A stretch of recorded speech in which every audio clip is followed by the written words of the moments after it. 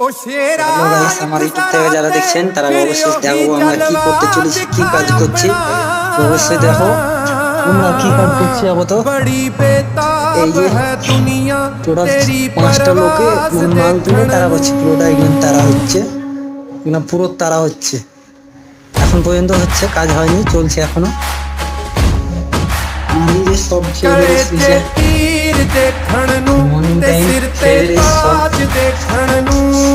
নিচের ঘরগুলো তোমাদেরকে দেখাবো যে কেমন কি ঘর আছে।